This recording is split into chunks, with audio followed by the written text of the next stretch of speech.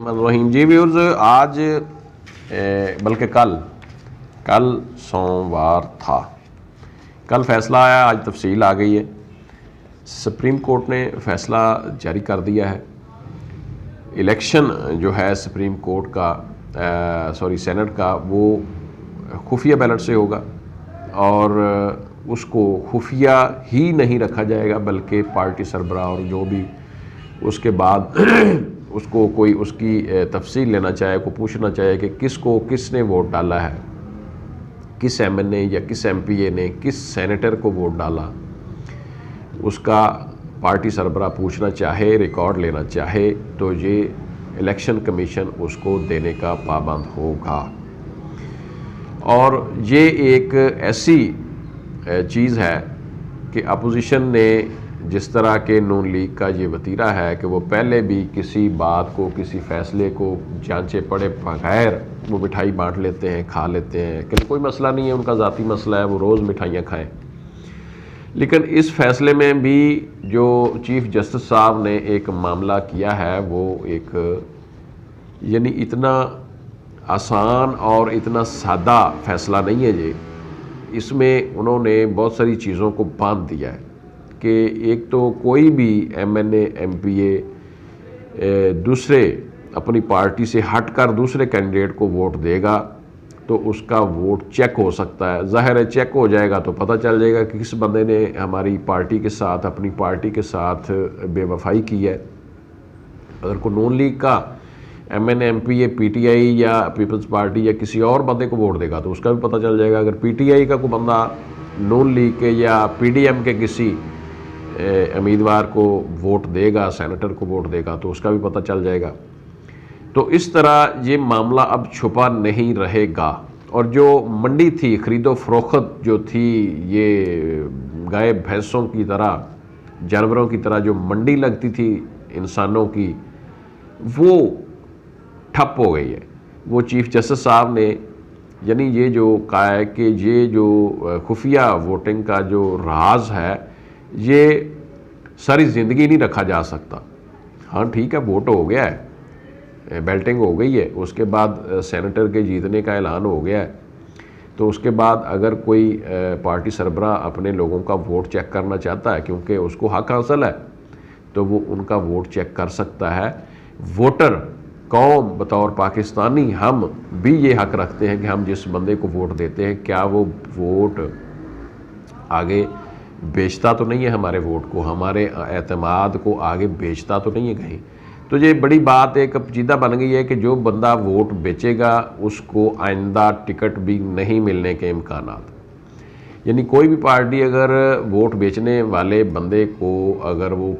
Ticket دیتی ہے تو ظاہر ہے اس کو اپنے علاقے میں مزاحمت کرنا پڑے گی۔ لوگ سوچیں گے، لوگ اب باشعور ہوتے جا رہے ہیں، پاکستان کے لوگ جمہوریت کو سمجھتے ہیں کہ یہ جو بندہ ہے یہ ووٹ فروخت کرتا ہے ہمارا، آگے جا کے ہمارے حقوق کی ترجمانی کرنے کی بجائے یہ ادھر ادھر لوٹا پن کرتا ہے، یہ جس کے ساتھ مرضی اپنے مفاد کی خاطر مل جاتا ہے اور ہمارے حقوق کی ترجمانی نہیں کرتا، ہمارے حلقے کے کام نہیں کرواتا، ہمارے جو معاملات ہیں ان کو ہینڈلائز اچھے طریقے سے نہیں کرتا، تو ظاہر ہے ووٹر بھی متنفر ہوں گے اور وہ بندہ بھی ایک عوام کے سامنے، اپنی قوم کے سامنے، اپنے حلقے کے لوگوں کے سامنے گندا ہو جائے گا۔ کیونکہ جب اس نے اپنا ووٹ پیسوں کی خاطر 5، 7، 10 کروڑ میں، 20 کروڑ میں، جتنے میں وہ سیل کرے گا، پیسوں کی تو بے شک پوری تصدیق نہ ہو کہ کتنوں میں سیل کیا، بہرحال یہ بات ضرور پتہ چل جائے گی کہ نون لیگ کے کسی امیدوار نے پی ٹی آئی کو ووٹ دیا ہے تو کیوں دیا ہے، اور اسی طرح اگر کسی پی ٹی آئی کے ایم این اے یا ایم پی اے نے کسی دوسری پارٹی کے سینیٹر امیدوار کو ووٹ دیا ہے تو کیوں دیا، اور اس کے اوپر ایکشن لینا، اس کے اوپر اس کو پارٹی سے نکالنا،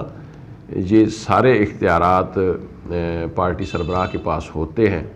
تو یہ سارا معاملہ جو ہے اتنا سادہ نہیں رہا۔ اس کے بعد اس میں کل چونکہ 3 مارچ ہے تو کل یہ الیکشن بھی ہو رہا ہے، تو بہت ساری چیزیں، بہت ساری چیمگوئیاں ظاہر ہے کل کلیئر ہو جائیں گی. کل پتہ چل جائے گا کون کتنے سینیٹر بنا پاتا ہے, کس کی اکثریت ہوتی ہے سینٹ میں, کس کا چیئرمین ہوتا ہے, کس کا ڈپٹی چیئرمین بنتا ہے, اور پی ڈی ایم مل کر کتنی سیٹیں سینٹ میں حاصل کر پاتی ہے, اور حکومت جو ہے وہ اپنی کتنی سیٹیں لیتی ہے. حکومت اپنی میجورٹی بنا پاتی ہے سینٹ میں, یا پھر اپوزیشن کے پاس جو زیادہ اب سینیٹر موجود ہیں ویسا ہی سینٹ میں رہتا ہے. اگر یہ شفاف انتخابات ہوتے ہیں تو یقیناً پی ٹی آئی اور اس کے اتحادی لوگوں کی سیٹیں زیادہ بنتی ہیں, اور بہت سارے قوی امکانات یہی ہیں.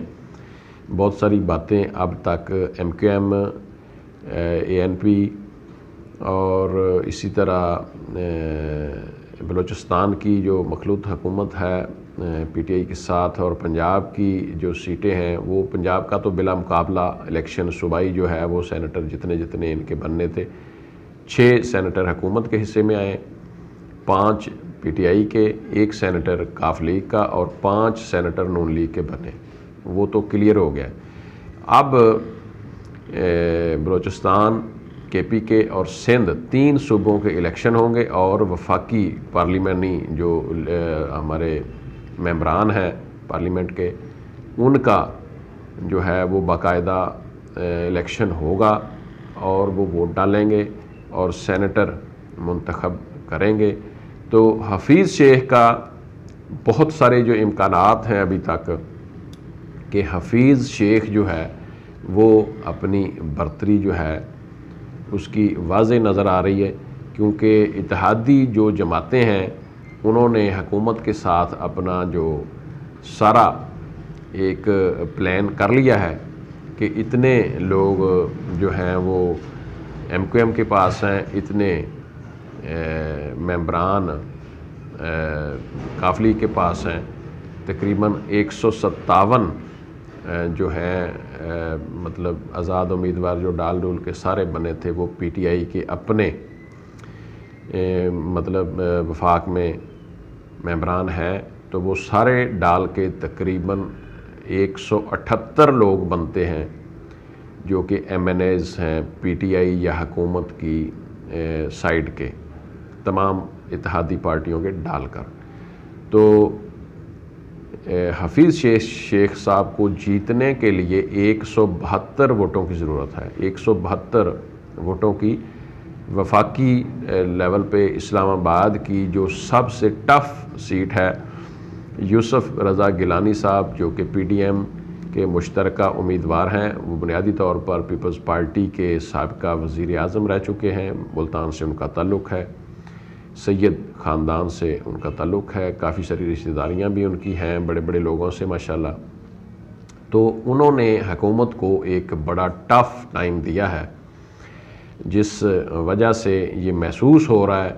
کہ مے بی وہ جو اسلام آباد کی ایک سیٹ ہے وہ وہاں اپسیٹ ہو سکتا ہے. لیکن حکومت نے کافی حد تک اپنا بندوبست مکمل کر لیا ہے, اپنا بہت سارا ہوم ورک مکمل کر لیا ہے حفیظ شیخ کو جتانے کے لیے. اور اگر وہ خدا نخواستہ پی ڈی ایم سیٹ لے جاتی ہے تو یہ ایک بہت بڑی بات ہے پی ڈی ایم کی, اور واقعی وہ جو کہہ رہے ہیں کہ جی یہ آئندہ پھر وہ عدم اعتماد کی تحریک جو ہے وزیر اعظم کے خلاف وہ بھی کامیاب ہو سکتی ہے. تو اس میں کافی باتیں مطلب جو ہیں وہ ماننے کو آتی ہیں, لیکن وزیر اعظم کے خلاف جو تحریک عدم اعتماد کی ہے وہ بہت مشکل ہے بلکہ ناممکن ہے. اور یہ جو الیکشن کی چیمگوئیاں ہیں یہ بھی کل لازمی پتہ چل جائے گا. آپ دیکھ رہے تھے گڈ نیوز ٹی وی, میں ہوں آپ کا ہوسٹ یوسف مدنی. آپ نے چینل کو سبسکرائب کرنا ہے. ہم آپ کو ٹائم ٹو ٹائم اچھی اور معلوماتی اور حالات حاضرہ کے واقعات پر سٹوریز دیتے رہیں گے. آپ نے اپنا خیال رکھنا ہے. اللہ